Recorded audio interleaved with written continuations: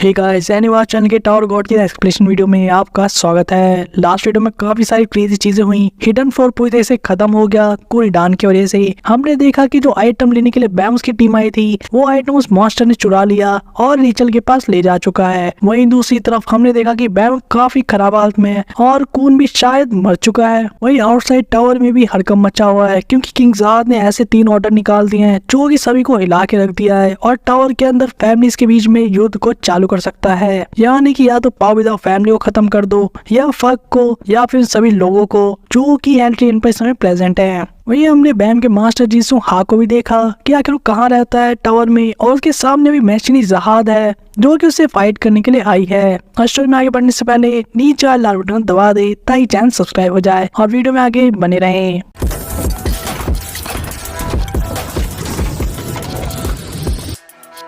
Episode के start में हम देखते हैं जिनसू हा को यानी बैम के मास्टर को जो कि कह रहा था कि लगता है ज़ाद फैमिली में अंधा पैसा आ रहा है जो इतनी महंगी शिप्स को वो वेस्ट करने के लिए यहाँ पर लाए हैं जिन्हें मैं डिस्ट्रॉय कर दूंगा। साथ ही वो पूछता है क्या किसी तरीके का डिक्लेरेशन ऑफ वॉर है या ऐसा कहें तुम युद्ध का बिगुल बजा रही हो। जहाँ पे मैशिनी ज़ाद कहती है कि बिल्कुल सही समझे आप, युद्ध होने ही वाला है। हम उसके पीछे उन सारी फ्लोटिंग शिप्स को भी देखते हैं जो कि एक तरीके की अटैकिंग स्पेसशिप थी जो कि जिनसू आगे सामने थी। और फिर भी ये बंदा इतना चिल बैठा था, अपने लॉलीपॉप को एंजॉय कर रहा था। जहाँ वो कह रहा था कि तुम जब लास्ट टाइम मैं तुम्हें देखा तो उसे काफी बड़ी हो चुकी हो, लेकिन फिर भी जो तुम्हारा भ्रम है वो अभी तक टूटा नहीं है, ठीक उन यंग रेकलेस किड्स की तरह। वो अपनी जगह से खड़ा हो जाता है और कहता है क्या तुम्हें पता है कितने लंबे समय से कोई मेजर युद्ध क्यों नहीं हुआ टावर के अंदर, एंशिएंट वॉर्स के टाइम से, या ऐसे कहे जो प्राचीन युद्ध हुए थे बहुत पहले टावर में उसके बाद से। जब आगे जिनसू एक्सप्लेन करता है कि जो बूढ़े ओल्ड पीपल होते हैं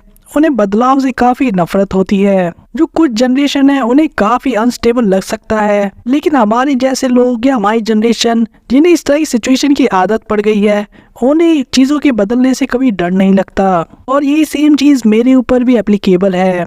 हमारी जो बॉडीज है वो ज्यादा बीमार नहीं पड़ती या कमजोर नहीं होती जितना हम एज करते हैं, बल्कि इसका अपोजिट होता है और हम और भी ज्यादा स्ट्रांग होते जाते हैं। लेकिन ये ऐसा एक टाइम आता है जब हमारे जो माइंड्स हैं वो काफी ज्यादा बीमार पड़ जाते हैं और सब कुछ डल बनने लगता है हमारे आसपास। और इसी की वजह से कोई छोटी सी भी चीज या कोई छोटा सा बदलाव आता है तो हमारे काफी एडवर्स रिएक्शन देखने को मिलता है। बदलते समय के साथ हम लोग जर्जर हो चुके हैं।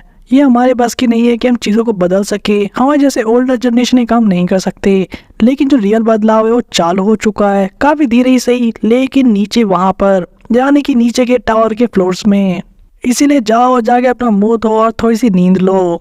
जहाँ पे ये बात वो मैशिनी ज़ाद को कह रहा था वहां से लौटते हुए और साथ में ये भी समझाता है कि तुम बेफालतू की फाइट्स को नहीं स्टार्ट करना चाहिए। जब मैशिनी ज़ाद से जाते हुए कहती है कि वो सही में आखिरकार गायब हो गया, तुम्हारा वो जो गुस्सा था। जब जिनसू इस बात को सुन के रुक जाता है, मैशिनी ज़ाद कहती है उस वुमन को खोने के बाद जिसे तुम दिलो जान से चाहते थे, और वो रीजन जब तुम्हें पता लगा कि आखिर जिस वुमन को तुम प्यार करते थे उसे क्यों मार दिया गया, और उसके पीछे क्या गहरा कारण था कि जहाद फैमिली से उसके जुड़ाव थे, या ऐसा कहे उसके पीछे का एकमात्र कारण जहाद फैमिली थी, और इसी वजह से तुम फक के एक डीमन बन गए। और चाहे तुम कितना भी कह लो कि जो गुस्सा था वो सब खत्म हो चुका है तुम्हारे माइंड के अंदर, लेकिन मैं कभी समझ नहीं पाऊंगी कि भला इस तरह की चीज कैसे गायब हो सकती है, क्योंकि इस तरह की बुरी मेमोरीज चीज़ों को और भी ज़्यादा बढ़ाती जाती है और गुस्से को जैसे कि जैसे टाइम आगे बढ़ता जाता है, क्योंकि गुस्सा इसी तरीके का इमोशन है। जब जिनसू आज सारी बातों को सुन रहा था कि मैशिनी क्या कह रही थी, वही दूसरी तरफ मैशिनी ज़ाद अपनी बातों कंटिन्यू करते हुए अटैक को प्रिपेयर करती है और कहती है कि जब तक इस तरह का गुस्सा जीवित रहेगा वॉर जो है किसी टाइम भी चालू हो सकती है। इसके साथ ही वो ऑर्डर देती है फ्लोटिंग शिप को फायर करने के लिए, जहाँ एक बीम ऑफ लाइट को हम निकलते हुए देखते हैं जो सभी चीजों को डिस्ट्रॉय कर देती है जो भी इसके बीच में आती है। जब काफी दूर हटने के बाद हम देखते हैं कि जिनसू का अभी भी जो का त्यों वहीं खड़ा था। जहाँ पे चीज देखकर तो मिलिट्री वाले लोग हिल गए थे, क्योंकि वो कह रहे थे कि जो टारगेट है उसे 0 डैमेज सफर हुआ है, और जबकि वो लोग कोई सिंशु बैरियर को भी फील नहीं कर पा रहे जिसने ब्लॉक कर दिया उस अटैक को। ये उनके लिए अपनी आंखों पे देखने के बाद विश्वास ना होने जैसा है, क्योंकि उसने बेयर बॉडी से इस अटैक को रोक लिया। आखिर वो एक हाई रैंकर जो ठहरा। जहाँ हम देखते हैं जिसको हा को मैशिनी को बोलते हुए कि मुझ पे इस तरह से पहले अटैक करके आगे तुम क्या सोच रही हो, तुम जितने भी ज़ाद प्रिंसेस हो तुम सभी की काफी नेस्टी पर्सनैलिटीज होती है, जैसा मैंने सुना था। वही अब मिलिट्री वाले प्रिंसेस से पूछते हैं कि कमांडर हमें क्या करना चाहिए। जैसे मैशन कहती है तुम्हें क्या लगता है, हमने जस्ट अभी एक प्राचीन बीस्ट के साथ पंगे ले लिए हैं, अब टाइम आ गया एक ऑनरेबल डेथ का। कोई भी ऑफिसर ये बात तो एक्सपेक्ट नहीं कर रहा था सुनने के लिए कि वो सभी अब मरने वाले हैं। वहीं पे जिनसूंगा कहता है कि अगर तुम मेरे साथ फाइट लेना चाहती हो वो भी बिना किसी रीजन के, सिर्फ क्यूरियोसिटी को लेकर, तो तुम्हें भाग जाना चाहिए, क्योंकि तुमने उसके लिए एक रॉन्ग पर्सन को चूज कर लिया प्रिंसेस। जिसके साथ ही अपना हाथ आगे बढ़ाता है और हम देखते हैं उसे एक अटैक करते हुए।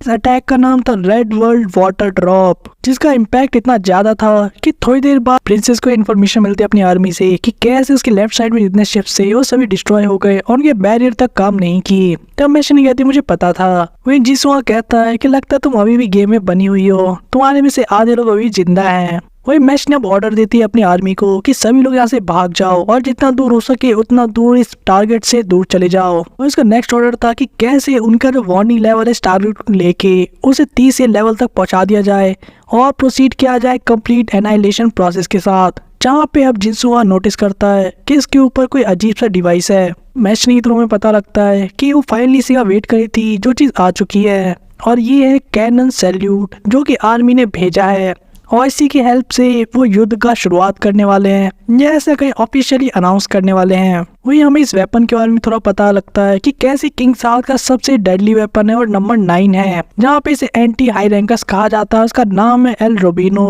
वही जिनसुआ इसको देख कर हंसने लग जाता है और कहता है तुम मतलब क्या सोच रही हो, तुम्हारे पास सिर्फ ऐसे 10 ही हैं, यानी कि जहाद फैमिली के पास। और एक पल के लिए तो ये भी सोचने पड़ जाता कि जहाज सही में क्या इन सब चीजों के बारे में सीरियस है इस बार। जहाँ एल रबीनो अपना अटैक कर देता है यानी कि कंप्लीट एनाइलेशन, सीन शिफ्ट हो जाता है और हम देखते हैं बैम को यानी कि हेल्ट्रीन के अंदर, जो कि अभी भी बेहोश था। और फाइनली जब अपनी आंखें खोलता है तो देखता है अपने सामने यूरी को, जो कि काफी अब हैप्पी लग रही थी बैम को जागे हुए देखकर।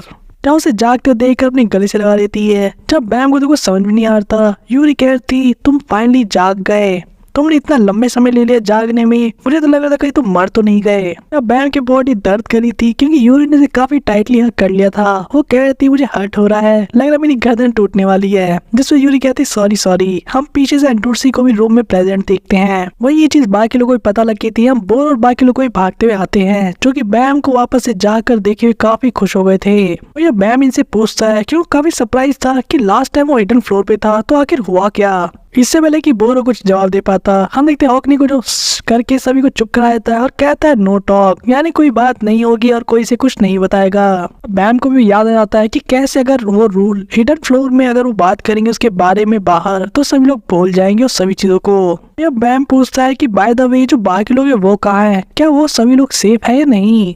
तब बोरो इस जवाब को सुन के तो काफी उदास हो गया था। कुछ टाइम बाद हम देखते हैं बैम को, इवान को और बाकी लोगों को हेल्ट्रीन में एक जगह पे, जहाँ पे कून की बॉडी किसी चीज के अंदर रख दी गई थी, जो किस तरह का ताबूत जैसा लग रहा था और वो काफी ज्यादा हवा में थी। जब बैम कून को ऐसे देखकर कहता है कि आखिर हुआ क्या इसके साथ। जब बोरो जवाब में देता है कि मुझे श्योर तो नहीं हूँ और पता नहीं आखिर एक्चुअल में क्या हुआ, लेकिन लगता है किसी ने इसका काम कर दिया और इसका जो हार्ट है वो भी अब नहीं धड़क रहा। बैम के लिए तो काफी बेकार की चीज थी। वही इवान उसे एक्सप्लेन करता है कि कैसे जो कून है उसकी बॉडी सब एक फ्रोजन स्टेट के अंदर है। जहाँ पे बैम को समझ में नहीं आता ऑब्वियसली, तो वहाँ पे इवान एक्सप्लेन करता है कि कैसे कून ने अपनी बॉडी को, उस पर जितने फंक्शंस होते हैं उन सभी को अंदर से ही जमा लिया है। जहाँ उसे भी एग्जैक्टली नहीं पता क्या हुआ था, लेकिन ऐसा देखने में लगता है और समझ में आता है कि जो मेजर शॉक उसे हिडन फ्लोर के अंदर मिला था और जब वो बिल्कुल मौत के कगार पे था, उस मोमेंट पे शायद उसकी कोई एबिलिटी एक्टिवेट हो गई और उस ब्रीफ मोमेंट के लिए उसने अपने आप को, उस पूरी बॉडी को ही फ्रोज कर लिया या ऐसा कहीं जमा लिया। उसके बाद से मैंने उसकी बॉडी को और उसको किसी तरीके से अपने आइटम का यूज करके उसे जिंदा रख रखा है। प्रोबेबली वो जल्दी मारा जाएगा अगर उसे स्टेट से बाहर नहीं निकाला गया। बैम को सुन के सही में गुस्सा आ जाता है, जहाँ वो कहता है कि व्हाट द हेक हैपेंड, जब मैं फाइट करने में लगा था उस फाइट का क्या हुआ और आखिर कून के साथ ये किसने किया। जहाँ एंडोर्सी अब आगे आती है और बैम को शांत करने की कोशिश करती है और कहती है तुम्हें मेरे साथ 1 मिनट चलना होगा, मैं तुम्हें सब कुछ बताऊंगी जो भी तुम जानना चाहते हो। जब वो बॉन्ग बॉन्ग का यूज करके उसे ट्रेन में दूसरी जगह पे लेके जाती है, जहाँ उनके सामने बीटा बैठा हुआ था। जब बैम उससे पूछता है कि बोला तुम यहाँ पर क्या कर रहे हो बेटा, वही बीटा उसे कहता है कि तुम्हारे लिए हमेशा से जागना काफी मुश्किल रहा है ना, तुम हमेशा ऐसे बेहोश हो जाते हो लगभग पूरे 1 हफ्ते से। यानी हिडन फ्लोर की इवेंट खत्म होने के बाद पिछले एक हफ्ते से जो बैम जो था वो बेहोश था। वही बैम पूछता है कि आखिर तुम कहाँ थे और तुम्हें तो लाइट हाउस के अंदर होना चाहिए था ना जब तुम ट्रेन पर हो। जब बीटा कहता है मुझे भी पता नहीं कि एक्चुअल में क्या हो रहा है, लेकिन मैं अब बाहर आ सकता हूँ। लेकिन एक चीज तो श्योर है कि यहाँ पे कुछ अजीब ही हो रहा है इस ट्रेन के अंदर जब से हम हिडन फ्लोर से बाहर आए हैं। जब बैम का रिएक्शन था ऐसा क्या अजीब हो रहा है, जिसे बीटा उसे समझाता है। ऐसा लगता है जैसे जितने नियम कानून थे जो कि लागू थे इस जगह पे वो सभी गायब हो गए एकदम से। कैसे रैंकर्स को यहाँ पर रेगुलर के साथ कुछ नहीं करना चाहिए था, यानी कि उन्हें मनाही होती कुछ भी करने से, जैसे कि तुम्हारे पास टिकट होना चाहिए ट्रेन पर आने के लिए और इस तरह की दूसरी चीजें। और ये सब चीजें हटने के बाद ऐसा लगता है जैसे इस जगह पे एक अनारकी आ गई हो। बिना इन रूल्स के यहाँ पे अराजकता छाई हुई है हर जगह। जब बीटा कहना था कि एनीवे इन सब बातों को छोड़ देते बहुत हुआ, तुमने अभी तक नहीं सुना ना कि कौन के साथ क्या हुआ हिडन फ्लोर पे। जब बैम कहता है नहीं, क्या तुम्हें पता है एक्चुअल में बीटा कि एक्चुअल में क्या हुआ था वहाँ पर। जब वो एक्सप्लेन करता है ऑफ कोर्स तुमने वो शायद नोटिस नहीं किया होगा, लेकिन मैं पूरी टाइम उसके साथ था क्योंकि उसके लाइट हाउस में प्रेजेंट था जब तुम लोग हिडन फ्लोर के अंदर एंटर किए थे। और ऐसा फील हो रहा था जैसे कि ये चीज मुझे ऐसे ट्रीट कर रही है जैसे मैं कोई आइटम हूँ। ऐसे तो एक काफी नेस्टी फीलिंग थी, लेकिन थैंक्स टू डैट मैं ऑब्जर्व कर पाया सारी चीजों को लाइट हाउस में से प्रेजेंट रह के। ऐसे एग्जैक्टली तो मैं नहीं बता सकता जो कि रूल है हिडन फ्लोर का उसके वजह से या जो भी हुआ था, लेकिन वो यहाँ पे बैम को बताता है कि जैसे वो लोग यहाँ पर आए थे यानी हिडन फ्लोर से बाहर, तो जो एलिगेटर था वो डिसअपेयर हो गया अपने आप ही। जहाँ जाते वक्त इस एलिगेटर ने यानी कि रैक ने कहा था कि मैं जाकर उस येलो फ्लेकर टर्टल को मारने वाला हूँ। जहाँ बीटा कहता तुम्हें पता है ना वो किसको रेफर कर रहा है। तब बैम जब इस बात को ध्यान से सोचता है यानी कि येलो फ्लैकलेस, और उसे लग जाता है कहीं ऐसा तो नहीं कि वो रेचल की बात कर रहा है, जहाँ उसे विश्वास नहीं होता क्योंकि उसने रेचल को तो कहीं नहीं देखा था हिडन फ्लोर के अंदर। वही बीटा से कहता है कि उसने लाइट हाउस की मेमोरी स्टिक के अंदर सारी चीजें सेव कर दी थी जो भी उसने देखा था, और सिर्फ बाकियों का तो पता नहीं। लेकिन क्योंकि बैम हिडन फ्लोर के अंदर चाबी को यूज करके अनलॉक करके गेट से गया था, तो शायद वो अपनी मेमोरीज को ना खोए उस डाटा को देखने के बाद भी। यहाँ वो स्टिक को यहाँ पे बैम को दे देता है यानी कि सब इवेंट्स को देख सके। जहाँ कहता है कि देखो और डिसाइड कर लो खुद ही। यहाँ बैम को सारी इवेंट्स को विटनेस करते हुए देखता है लाइट हाउस के अंदर कि कैसे जो रैक था वो चिल्ला रहा था टर्टल टर्टल कह के, यानी खून को उठाने की कोशिश कर रहा था। अब बैम इन सारी चीजों को देखने के बाद समझ जाता है कि वहाँ पे क्या हुआ था। वहीं भी जब उठता है तो एंडोर्सी उससे पूछती है कि आखिर तुम कहाँ जा रहे हो। जहाँ पे बैम कहता है कि मुझे रैक को रोकना होगा, लेकिन एंडोर्सी कहता था लेकिन ऐसा कैसे हो सकता है। वही बैम का कहना था कि मैं इस हालत में रैक को रेचल के पीछे नहीं जाने दे सकता। एंडोर्सी जब रेचल के बारे में सुनती है तो कहती है आखिर तुम क्या बात कर रहे हो, क्या तुम वापस से रेचल को माफ कर दोगे। वही बैम कहता है कि रेचल के साथ इस समय वाइट यानी कि हाकिन और यूरा भी हैं। रैक अकेला उन सभी का सामना नहीं कर सकता, मैं खुद वहां जाऊंगा और रेचल को इस बार कीमत चुकानी पड़ेगी जो चीज उसने कून के साथ की है। और ये बात कहते हुए बैम सही में काफी ज्यादा गुस्सा लग रहा था और ये कहने साथ ही वहां से उस रूम से बाहर चला जाता है। जब बीटा एंड डोर्सी के ऐसे रिएक्शन को देख के कहता है कि आखिर क्या हो गया, तुम भी तो हमेशा से यही चाहती थी ना, तुम काफी ज्यादा खुश तो नहीं लग रही। एंडोर्सी कहती है कि बस बहुत हुआ चिट चैट का, चलो अब तुम्हें मेरे साथ चलना होगा। तब बीटा कहता मैं बोला तुम्हारे साथ क्यों जाऊंगा। जिसमें एंडोर्सी कहती है ऑफ कोर्स अब टाइम आ गया तुम्हारे भी काम करने का, पिछले इतने लंबे समय से तुम बस लाइट हाउस में बैठकर आराम कर रहे थे। हम देखते साची और बोरो को, जहाँ साची तक भी न्यूज पहुंच गई थी कि बैम जाग गया है। जिसे बोरो बताता है हाँ जस्ट अभी, और वो कून को ही चेक करने गया था, लेकिन तब प्रिंसेस उसे लेकर चली गई अपने साथ। जब वो मीसेंग के बारे में पूछता है बोरो, जहाँ साची से बताता है कि वो अभी भी इंसिस्ट कर रही है ताकि वो रेचल को ढूंढने जा सके खुद से। ऐसे तो मैंने उसे रोक दिया है अभी के लिए, लेकिन देखते हैं। जहाँ कह रहे थे कि हमें धीरे धीरे करके बैम को बताना चाहिए ताकि वो थोड़ा समय ले सके चीजों को समझने में, और वह बाकी लोगों की डेस्क के बारे में भी उसे टाइम लेकर ही रिवील करना होगा। वहीं दूसरी तरफ देखते हैं र्यून को, जो कि वियोल को देख के कहती है तुम सही में काफी एंग्री लग रहे हो। जब बैम अब र्यून को नोटिस कर लेता है, र्यून कहती लॉन्ग टाइम नो सी, मैं पिछले एक हफ्ते में पहली बार तुम्हें देख रही हूँ और तुम बस मेरे को देखकर भी बिना हाय बोले यहाँ से जा रहे हो, काफी रूड तो नहीं है, और तुम शायद पक्का रेचल से मिलने जा रहे होगे है ना। जब बैम ये बात सुन कहता है तुम्हें कैसे पता। यार यून से बताती है कि जैसे ही तुम लोग ट्रेन में आए थे मुझे वैसी आगे की चीजें दिखने लग गई थी कि आखिर चीजें किस तरफ बढ़ रही हैं, और मुझे ये भी नहीं पता किस तरह की पावर है, लेकिन ये सारे लॉस को ब्रेक कर रही है इस ट्रेन के ऊपर। ये जगह अब सही में एक रियल मैच बनने वाला है। ऐसे जो भी हो मैं तुम्हें रेचल तक लेकर जा सकती हूँ। वो इसी पॉइंट पे एंडोर्सी ने रोक देते कहते हुए कि रुक जाओ, हम लोग भी तुम्हारे साथ चलेंगे। जहाँ एंडोर्सी और बीटाओं पे खड़े थे, एंडोर्सी कहती कि तुम्हें फाइट से भी तो फाइट करने के लिए कोई चाहिए ना, यानी कि हाकिन से निपटने के लिए। जहाँ एंडोर्सी काफी बॉसी आवाज में कहती है कि तुम लोग सोचना भी मत उस मॉन्स्टर को, रेचल को खुद से सामना करने के लिए। प्लस ये मेरी भी गलती है कि मैं उसे ऐसा करने से नहीं रोक पाई जो कि कून के साथ हुआ। वही टावर के 91 फ्लोर पे हम देखते हैं एल रूबिनो को, जिसने अभी एक खतरनाक अटैक किया था, जिसने पूरी सारी चीजों को निपटा के रख दिया था। यानी कि जहाँ पे वो टारगेट था अपना जिनसुंग हा, लेकिन जब धूल हटती है तो हम देखते हैं उसने एक बैरियर बना लिया था और वो बचा हुआ है, यानी उसे एक स्क्रैच तक नहीं आया।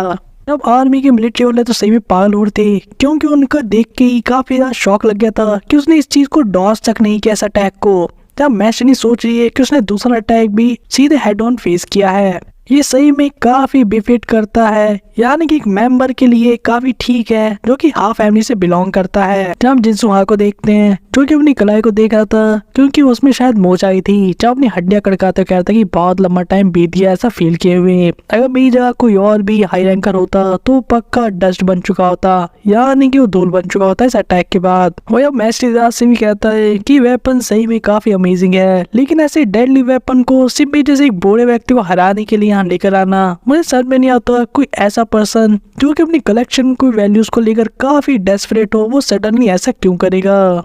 ये जहाद का बिहेवियर तो बिल्कुल भी नहीं है, लेकिन अभी के लिए उसे इसे रोकना ही होगा, क्योंकि अगर उसने थोड़ी से भी गलती से इस टॉय को, यानी कि जहाद की जो टॉयज है जो काफी एक्सपेंसिव, उसे तोड़ दिया तो उसके लिए काफी हेडेक वाली चीज हो जाएगी आगे जाके।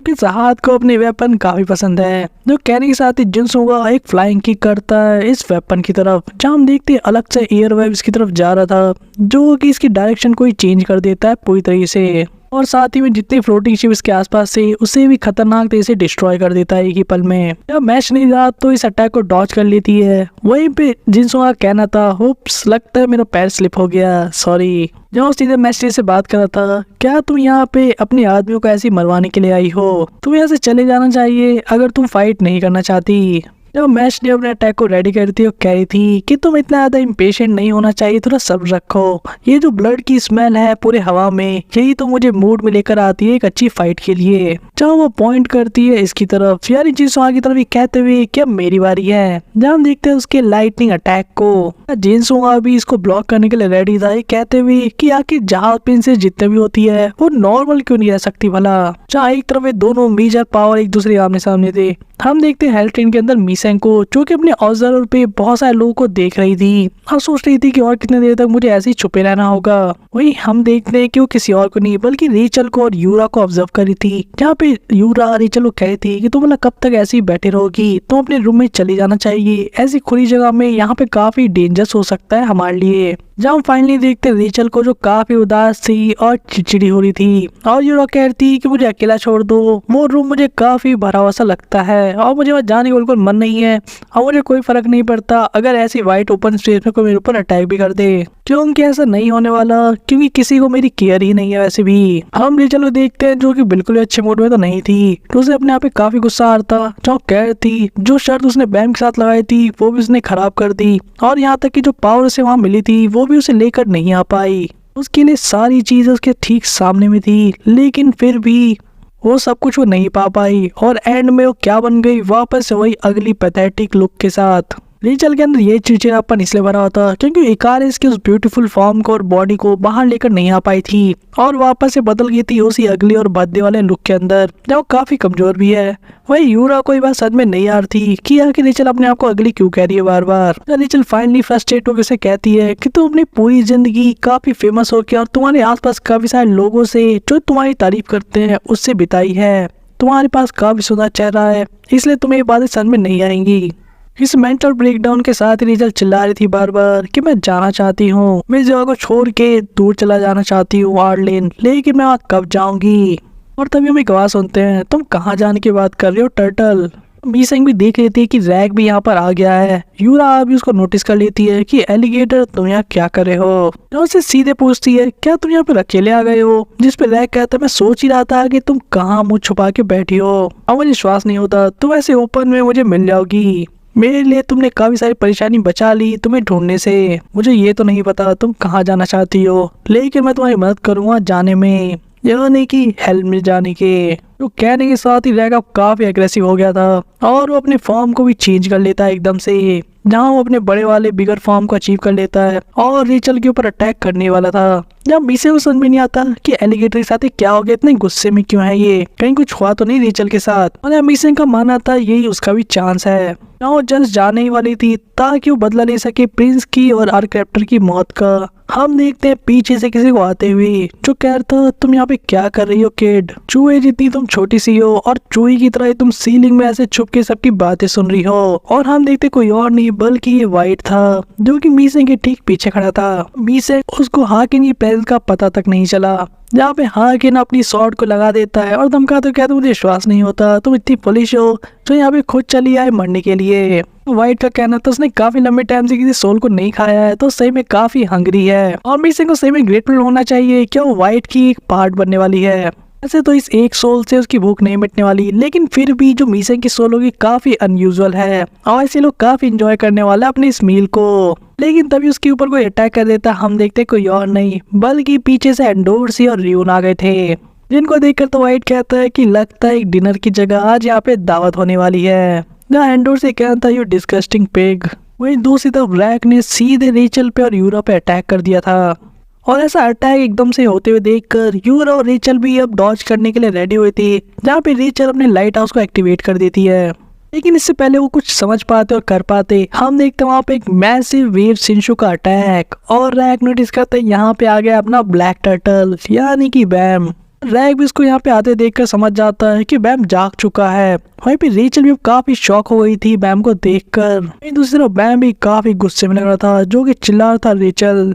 जहाँ रैक और रेचल के बीच में आ जाता है ये कहते के साथ ही और कहता है कि अच्छी चीज है कि मैंने फाइट स्टार्ट होने से पहले तुम्हें ढूंढ लिया। वही रैक और बैम से पूछता है कि ब्लैक टर्टल तुम कब जागे और क्या तुम ठीक हो। बैम का कहना था कि उसे लगता तो ऐसा ही है कि वो ठीक है। हम देखते हैं यहाँ पे यूरा के स्टार्स को एक्टिवेट होते हुए, जहाँ पे वाइट जाते हुए कह रहा था कि टू बैड मैं तुम लोगों को इस समय डिवाउर नहीं कर पाऊंगा, यानी कि तुम्हें नहीं खा पाऊंगा। वही दूसरी तरफ यूरा बैम के ऊपर अटैक कर देती है और काफी इरिटेट हुई कहती है कि भला तुम रेचल को वापस से क्यों फॉलो कर रहे हो, जब तुम्हें पता है कि उसे पसंद नहीं है कि तुम उसे बार बार फॉलो करो, वो तुम्हें देखना भी नहीं चाहती पर फिर भी तुम बार बार उसके पीछे पड़े हुए हो, तुम सही में काफी ऑब्सेसिव हो उससे। लेकिन अपना बैम भी किसी चैट से कम नहीं था जो कि इसके अटैक को यूं ही रोक लेता है और सीधे यूरा से कहता है स्टे आउट ऑफ दिस, ये तुम्हें इन्वॉल्व नहीं करता। इसके बाद बैम का अटैक सही में काफी डेंजरस होता है यूरा के लिए, जो उसे काफी दूर जाके नीचे गिरा देता है, जहाँ पे रेचल यूरा को ऐसे हारते देखकर उसे बचाने के लिए आती है। जहाँ यूरा को समझ में नहीं आता कि आखिर बैम सडनली इतना स्ट्रॉन्ग कैसे हो गया। वही अब बैम रेचल से बात करता और कहता है कि हम दोनों ने ये चीज के ऊपर एग्री किया था कि जो भी हमारे द्वंद्व युद्ध को जीतेगा इडन फ्लोर पे वो सेकंड थ्रोन रखेगा, लेकिन ऐसा लगता है कि हम दोनों ही हार गए क्योंकि उन दोनों में से किसी को ब्रेसलेट नहीं मिला, यानी कि वो आइटम। मैम आगे एक्सप्लेन करते हुए कहता है कि एंडोर्सी हमेशा सही थी, मुझे कभी भी तुम्हें अपने साथ इडन फ्लोर पे नहीं लेके जाना चाहिए था और अल्टीमेटली कून के साथ जो हुआ वो मेरी चॉइस की वजह से हुआ, इसलिए मैं मेक श्योर करना चाहता हूँ कि ऐसा दोबारा कभी ना हो और इसलिए हमें ये चीज अभी यहीं पे डिसाइड करनी होगी फाइनली।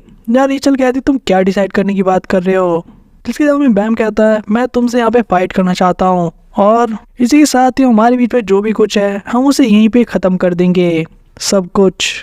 वहीं दूसरी तरफ अभी भी जिनसुंग और मैशनीजाद की जो बैटल चल रहा था, जो कि अब और भी फियर्स हो गया था क्योंकि मैशनीजाद अपने वेपन का यूज करी थी, यानी कि लाइटनिंग वेपन का, जहाँ वो एक स्पेयर बना लेती है जिसका नाम होता है ट्रीज क्यूमॉस, जो कि देखने में काफी एडवांस लेवल का लग रहा था। इंसुगा इस चीज को देखकर कहता है तुम मुझे बिजली का झटका देना चाहती हो, बहुत लंबा टाइम हो गया किसी स्पेयर मास्टर से ऐसे फाइट किए हुए।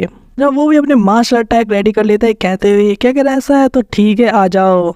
वही मैशनीजाद अपना अटैक करती है, हम देखते वो अटैक जाके लुबिनो को लग जाता है जिनसुंग की जगह, जहाँ पे ऑफिसर कहता है प्रिंसेस प्लीज आप अच्छे से एम करें, कहीं आप हमें ना निपटा दे गलती से, जिसे मैशनी कहती है सॉरी मुझे लगा कि मैंने तुम्हें हिट नहीं किया, ऐसा तो मुझे काफी बुरा लग रहा है, लेकिन अगर तुम्हें चाहो तो मैं तुम्हारे सामने बाव करी तुमसे माफी मांग सकती हो। जिसे ऑफिसर कहता है नो नो प्रिंसेस मेरा ये मतलब नहीं था। वही जिनसुहा अब काफी क्लोज एंड से फाइट करने के लिए रेडी हो गया था, जहाँ कह रहा था तुम सही में लगता है ब्लाइंड हो, जो तुमने अटैक सामने की जगह कहीं और किया।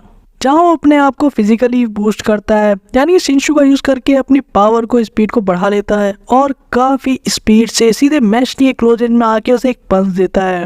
उसका दूसरा अटैक भी काफी खतरनाक था, लेकिन उसे मैशनी डॉज कर जाती है। जहाँ पे अब जिनसुहा सीधे काम याद करता है और उसे डायरेक्टली पूछता है कि आखिर तुम क्या करना चाह रही हो यहाँ पे।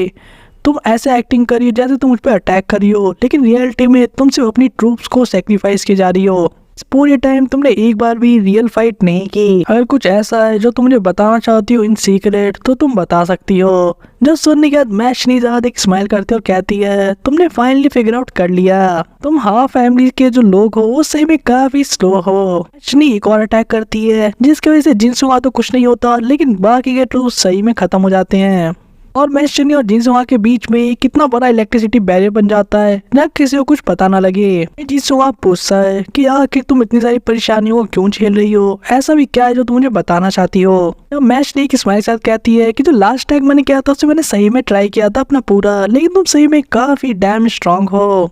जिनसुहा थोड़ा गुस्सा हो गया था क्योंकि अभी वो काम की बात नहीं करी थी, जिसमें मैशनी फाइनली उसे बताती है कि जो उसके फादर है यानी कि किंग साहब उसने 3 ऑर्डर भेजे ऑल्टर में एक हफ्ते पहले। जिनसुहा कहते हैं कौन से ऑर्डर्स। मैशनी उसे एक्सप्लेन करती है कि जो आदेश आए थे उनमें से एक आदेश सीक्रेट रखा गया और बाकी के 2 सभी को भेजे गए, जिनमें से एक ऑर्डर है पूरे फर्क का खात्मा और दूसरा ऑर्डर है कि उन सभी लोगों को यानी कि उन सभी रेगुलर्स को मार देना जो कि इस समय हेल ट्रेन पर है। जो सुनने के साथ ही जिनसुहा के दिमाग में वियोल का नाम आता है ना, कहता है रियली, लेकिन अभी उसे ये समझ में नहीं आता कि ज़हाद वाला इन रेगुलर्स को क्यों मारना चाहता है। जब मैशनी कहती है कि रीजन चाहे जो भी हो, लेकिन अगर ज़हाद इस हद तक जा रहा है चीजों को खत्म करने के लिए, तो तुम्हें लगता है कि मैं इतनी सारी चीजें करूंगी सिर्फ तुमसे झूठ बोलने के लिए।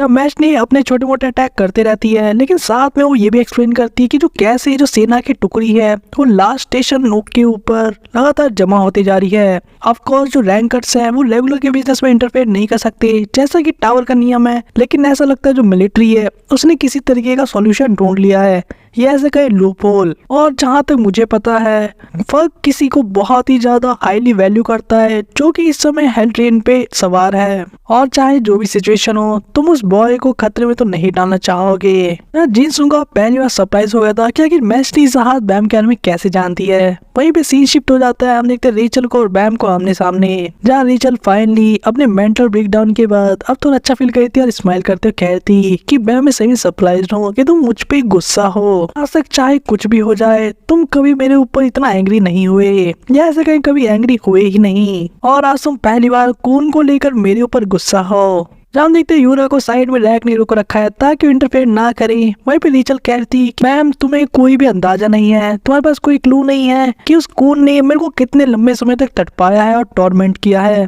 मैंने तो सिंपली अपना बदला लिया था जो कि वो डिजर्व करता था, और मैं तो सभी की तरह जो भी लोग टावर में चढ़ने की कोशिश कर रहे हैं उन्हीं की तरह कम्पीट कर रही हूँ बाकी सबके साथ, तो तुम मेरे ऊपर गुस्सा क्यों वाला। वहीं बैम इन बातों सुन के फाइनली काफी उदास चेहरा बनाते हुए कहता है रेचल मैं तुम्हें सही में समझ नहीं पाया। इस बात सुन के रेचल सही में वापस से फ्रस्ट्रेट हो जाती है और चिल्लाते कहती है कि दैट्स राइट, तुम कभी मुझे समझ भी नहीं पाओगे क्योंकि तुम्हारे पास सब कुछ है, एक स्ट्रॉन्ग बॉडी, एक स्ट्रॉन्ग माइंड, यहाँ तक कि वो डेस्टिनी भी जिसने तुम्हें चूज किया है सभी चीज के लिए, और इसलिए तुम मुझसे काफी अलग हो, तुम मुझे कभी भी नहीं समझ पाओगे। मैं सारा जहर उगलते हुए रेचल यहाँ तक भी बोल देती है कि तो क्या हुआ अगर मैंने कून को मार दिया, ये कम्प्लीटली फेयर एंड स्क्वायर था जैसे कि बाकी लोग करते हैं, तुम कभी भी डेस्परेट फील नहीं कर पाओगे और इसीलिए तुम ऐसा बिहेव करते हो जैसा कि तुम्हारे पास ऐसे दोस्त हैं।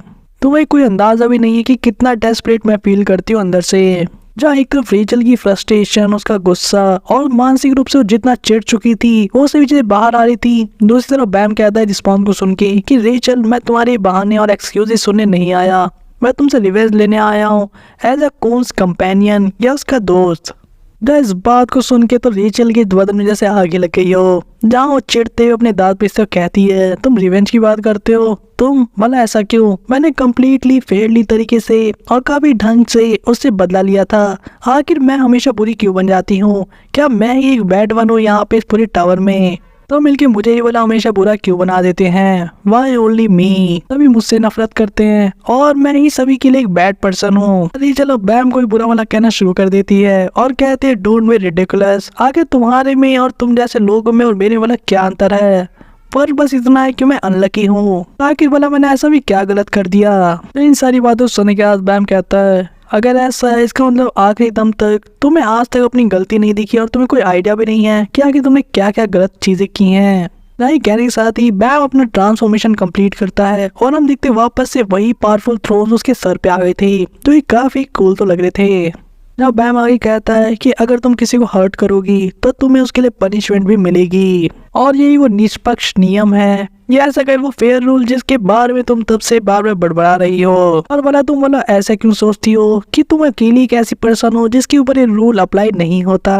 लेकिन ये सुनने के बाद भी रेचल को अपनी गलती एहसास नहीं होता, वो बस कह रही थी कि बैम बकवास कर रहा है क्योंकि वो काफी रिडिकुलस है जब इस तरह की बातें वो रेचल लेके कहता है। जहाँ रेचल के अंदर अब जलन और गुस्से की पराकाष्ठा पहुंच चुकी थी, वो कहती है कि भला तुम मुझे पनिश करने वाले कौन हो, तुमने मुझसे सब कुछ चुरा लिया, आखिर ये हक तुम्हारे पास ही क्यों है तो तुमने मेरा सब कुछ मुझसे छीन लिया। रेचल को इतना एग्रेसिव होते देखकर वो मॉन्स्टर जो गुस्सा ने रेचल को दिया था एज अ गिफ्ट, वो यहाँ पे बैम के ऊपर अटैक कर देता है, ठीक वैसा ही जैसा उसने डिजिटल जहाज के ऊपर किया था। लेकिन बैम उस अटैक को काफी इजीली बिना टच के हुए न्यूट्रलाइज कर देता है। जब हम देखते हैं थ्रोन को एक्टिवेट होते हुए, जो चीज रेचल को भी अब सरप्राइज कर देती है, वही बैम कहता let's end this now Rachel. वहीं दूसरी तरफ जहाँ सीन शिफ्ट होता है हम देखते हैं अभी भी डिस्ट्रक्शन चल रहा है और एल रेपिनो यानी कि वो खतरनाक शिप भी थोड़ा बहुत डैमेज हो गया है। वहीं पे जिसो आप पूछता है कि बोला तुम कितना जानती हो, जिसके जवाब में मैशनी कहती है इतना तो जानती हूँ और तुम्हें उस लड़के की जरूरत है, लेकिन प्रॉब्लम ये नहीं है कि मैं इसे जानती हूँ, रियल प्रॉब्लम ये है कि मेरे फादर ने भी इस चीज को नोटिस कर लिया है, यानी कि किंग जहाद को भी इन चीजों का कुछ अंदेशा हो गया है और वो फोर्सेस जो कि मेरे फादर के डायरेक्ट कमांड के अंडर आती हैं, उन्होंने ऑलरेडी काफी क्विक एक्शन ले लिया है, यानी कि अडोरी जहाद के अंडर जो रॉयल मिलिट्री है जहाद की उसने। जब सीन शिफ्ट होता है काफी नीचे के फ्लोर्स पे और हम देखते हैं एक लंबे अरसे के बाद फ्लोर ऑफ टेस्टिंग को, जब हमने बैम को और बाकी लोगों को देखा था सीजन 1 के अंदर, जहाँ पे हांसुया अपनी कॉफी बनाने में और उसे पीने में बिजी था। जब उसे नोटिस कर लिया था कि जो ब्लाइंड फिश है वह सुबह से कुछ ज्यादा ही जंप कर रही है इधर उधर, जब पोर्टल्स को रेफर कर रहा था और उसे पता था कि इसका एक ही मतलब है कि उसे काफी इंपॉर्टेंट गेस्ट मिलने वाला है। उसके ठीक ऊपर एक जहाज के सिंबल को भी देखते एक शिप के ऊपर, जहाँ पे इंसान कह रहा था कि लगता है यही एंड ऑफ द लाइन है मेरे लिए, यानी जहाँ तक मैं आगे जा सकता हूँ। उस शिप से हम किसी को अपेयर होते हुए देखते हैं, जहाँ पता लगता है कि जहाज फैमिली का मैसेंजर था, यानी कि रैंकर रेड ब्रोबिया, जो कि एक राज आदेश को पढ़ते हुए कहता है द फ्लोर ऑफ टेस्ट के टोटल सुपरवाइजर हांसुंगियो, शांति से राजा के संदेश को सुनो जो कमांड खुद ग्रेट किंग की तरफ से आया है। हांसुंगिया इस राज आदेश को सुन रहा था। वहीं पे रैंकर का कहना था कि क्योंकि तुमने एक इरेगुलर की आइडेंटिटी को छुपाने की कोशिश की इस टावर के अंदर, जो कि सबसे बड़ा क्रिमिनल ऑफेंस है, यह ऐसा कहीं एक तरीके का पाप है जो कि तुमने किया है फॉल्स रिपोर्ट करके गवर्नमेंट को, क्योंकि तुमने इस फैक्ट को मैनिपुलेट किया और हमें बताया कि वो मर चुका है, यानी कि बैम, जो कि हमने सीजन 1 के एंड में देखा था होते हुए। जहाँ रैंकर का कहना था कि एक ऐसा सीन है जो कि हांसुया को नहीं करना चाहिए था एज अ सुपरवाइजर, जबकि वो इन्वॉल्व था एग्जामिनेशन प्रोसेस में। इसने सही में काफी सीरियस सिन को या ऐसे कई क्रिमिनल ऑफेंस को कमिट किया है और इसीलिए इसकी जो पनिशमेंट है वो है मौत। हांसुया की इसी मौत की सजा के अनाउंसमेंट के साथ ही आज के एक्सप्लेनेशन वीडियो को भी इसी क्लिफ हैंगर पे ओवर करते हैं। लेकिन काफी सारे क्वेश्चंस अब तुम्हारे दिमाग में उठते हैं, आखिर जहाज को अंदाजा कैसे लगा कि हिडन फ्लोर के अंदर कुछ गड़बड़ हुआ है और उसके पीछे बैम का हाथ है। वही मैशनी जहाज वाला बैम के मास्टर यानी जिनसुहा की हेल्प क्यों करी उसे इन्फॉर्मेशन पास करके, जो कि क्लासिफाइड है। और अब भला बैम और उसके दोस्तों का क्या होगा, क्योंकि अब जहाज की रॉयल मिलिट्री आ रही है यहाँ पे फाइट करने के लिए उनसे हेल ट्रेन के लास्ट स्टेशन पर, जो कि लास्ट स्टेशन आर्क को भी अब स्टार्ट करता है और यहाँ से हेल ट्रेन की एंडिंग भी अब बहुत ही ज्यादा पास में है। तो आखिर बैम अब क्या करेगा, तो इस वीडियो को जानने के लिए आपको चैनल को सब्सक्राइब करना होगा, साथ ही वीडियो पसंद आ रही है तो वीडियो को लाइक करना होगा और हमें कमेंट करके अपने ओपिनियंस देने होंगे कि आपको क्या पसंद आ रहा है इन वीडियोस में और आप कौन से एनिमेस का एक्सप्लेनेशन देखना चाहते हैं। तब तक के लिए बाय बाय।